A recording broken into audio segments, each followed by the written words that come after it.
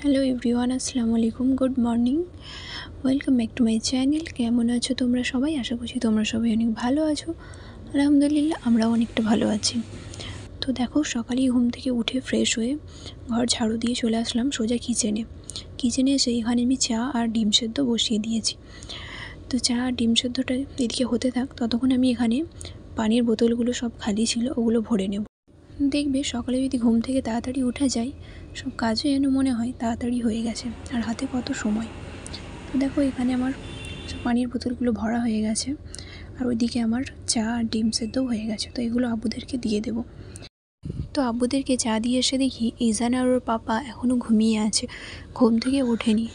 তো আমি ভাবলাম এই ফাঁকে কাপড়টা আমি কেচে নিই। তো দেখো, এখানে আমি কাপড় ভিজিয়ে দিয়েছি, তো ঝটপট করে কাপড়টা কেচে নেব। তো কাপড় কাচতে কাচতে দেখি ইজান ঘুম থেকে উঠে এসে গেছে কিচেনে। দেখেছি ঘুম থেকে উঠেছে, মা নেই। তো ঠিক বাচ্চা জানে যে মা পাশে নেই আমার শুয়ে, তার মানে মা কিচেনে আছে। ঠিক উঠে চলে এসেছে কিচেনে আমার কাছে। তারপরে দেখো, আমার হয়েই গেছিলো কাপড় ধোয়া, আবার আমি ওকে নিয়ে আসলাম। তো দেখো, এখানে শুকনো কাপড়গুলো মেলা ছিল, এগুলো তুলে নেব এক এক করে। আসলে বৃষ্টির কারণে কাপড় ঠিকভাবে শুকাচ্ছে না। কিছু কাপড় শুকিয়েছে, এখনও কালকের কিছু কাপড় ভিজেই আছে। তো সেগুলো আমি উল্টে পাল্টে আবার মেলে দেবো, আর তার সাথে আজকের কাপড়গুলোও মেলে দেবো।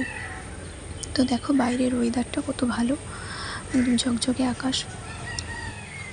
আকাশে একটুও মেঘ নেই। আজকের আকাশ দেখে মনে হচ্ছে আজকের রোদটা ভালোই হবে। দেখবে সকালে ঘুম থেকে উঠে যদি কাপড়টা আগে কাচা হয়ে যায়, অনেকটা কাজ মনে হয় হালকা হয়ে গেল। এই যে দেখো, আমি কাপড় মেলছি আর ও আমার পাশে বসে বসে জানলা থেকে বাইরেটা দেখছে। ওকে ফ্রেশ করিয়ে তারপর ওকে সকালের খাবারটা খাইয়ে দেবো। তো এখানে কাপড়গুলো মেলে, শুকনো কাপড়গুলো তারপরে আমি গুছিয়ে নেব। গুছিয়ে তারপরে আমি ইজানকে খাবারটা খাওয়াবো। তো দেখবে আমরা মেয়েরা সংসারে কাজকর্ম করতে করতে নিজে কিছু খেয়েছি না সেটাই ভুলে যাই। যেমন আমাকেই দেখো, সকাল থেকে উঠে একটার পর একটা কাজ করেই যাচ্ছি, কিন্তু এখন অবধি নিজের জন্য সময় হয়ে ওঠেনি। তো প্রত্যেক মায়েদের হয়তো এরকমই হয়, যাদের আমার মতো ছোট বাচ্চা আছে, প্লাস বাচ্চা সামলানো প্লাস সংসার সামলানো, প্রত্যেকের হয়তো এরকমটাই হয় যে সংসারের কাজ বাজ বাচ্চা সামলাতে সামলাতে কখন সময় চলে যায় ভুলেই যাই আমরা যে নিজে খেয়েছি কি না। তো তারপরে দেখো, বকতে বকতে তোমাদের সাথে আমি এদিকে চাটা খেলাম। চা খেয়ে আবারও চলে আসলাম বিছানা গোছাতে।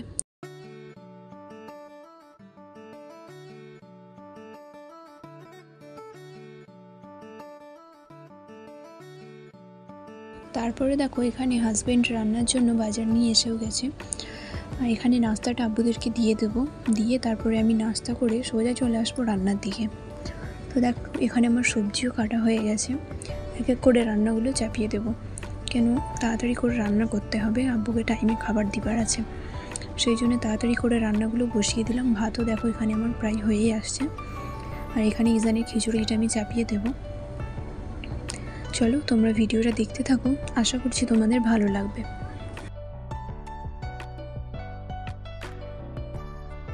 তো এদিকে আমার ভাত আর খিচুড়ি ইজানের হয়ে গেছে, তারপরে হাজব্যান্ডকে নাস্তাটা দিয়ে আবারও আমি আসলাম কিচেনে।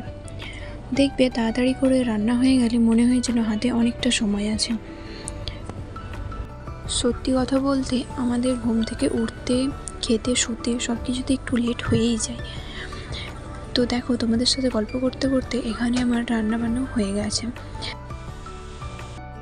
তো রান্নাবান্না কমপ্লিট করে এখানে কিছু নাস্তার বাসন ছিল, ওগুলোকে ধুয়ে নিলাম। ধুয়ে এবার আব্বুকে খাবারটা দিয়ে তারপরে আমি ইজানকে গোসলটা করিয়ে দেব।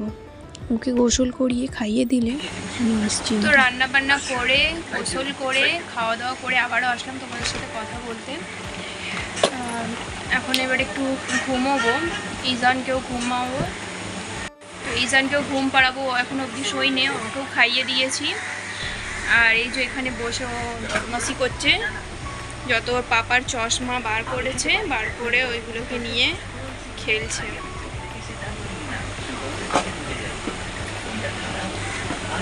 বাইরে দেখো অনেক রোদ বেরিয়েছে, যাক বৃষ্টিটা হয়নি।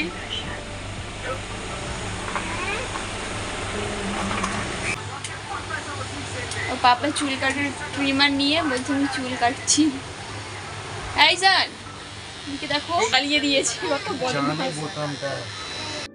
তো দুপুরে খাওয়া দাওয়ার পর একটু ঘুমিয়ে গেছিলাম, ঘুম থেকে উঠে আবারও চলে আসলাম সন্ধ্যের চা বানাতে।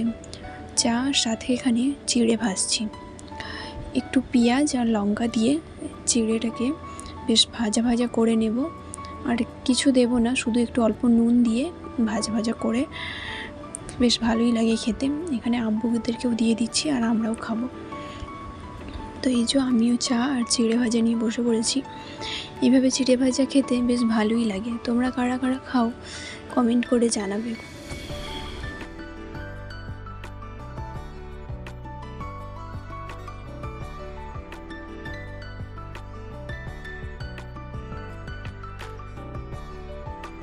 তারপরে দেখো এখানে ইজানের জন্য ম্যাগি রান্না করছি।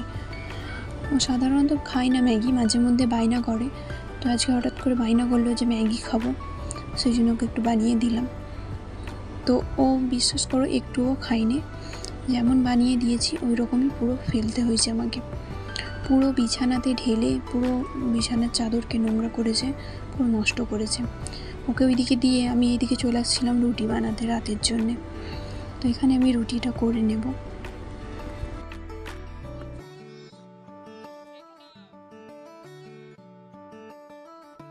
এই যে দেখো আমি এখানে আটা ছানছি, ও পুরো ম্যাগির বাটিকে ফেলে এখানে আমার সাথে এসে গেছে আটা ছানতে। প্রত্যেক দিনই ও এটা করে, যখনই আমি আটা ছানতে বসবো ওকেও আটা দিতে হবে, ও নিয়ে খেলবে আটা নিয়ে।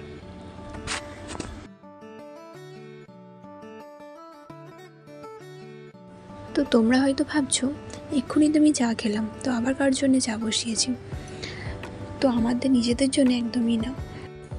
তো আমি রুটি করছিলাম, মা এসে বললো ছোটো মামা আসছে, ওই জন্যে ওনারই জন্যে চা করলাম। চলো তোমাদেরকে দেখাই।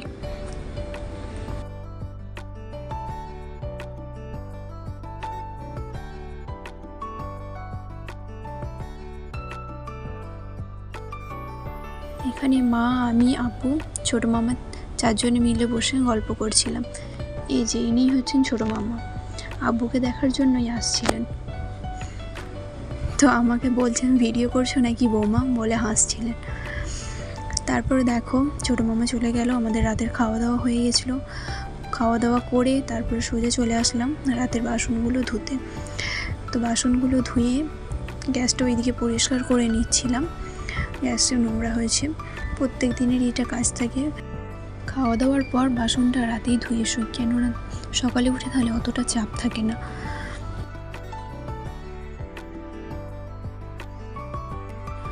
তো আজকের ভিডিওটা এই পর্যন্তই ছিল, আর ভিডিওটা বেশি বড় করব না, আমি ভিডিওটা এখানেই শেষ করছি। তো ভিডিওটা কেমন লাগলো কমেন্ট করে কিন্তু অবশ্যই জানাবেন, আর চ্যানেলে নতুন হলে চ্যানেলটিকে অবশ্যই সাবস্ক্রাইব করবেন, আমার পাশে থাকবেন। তো চলো সবাই ভালো থাকবে, সুস্থ থাকবে, টাটা, দেখা হচ্ছে নেক্সট ভিডিওতে।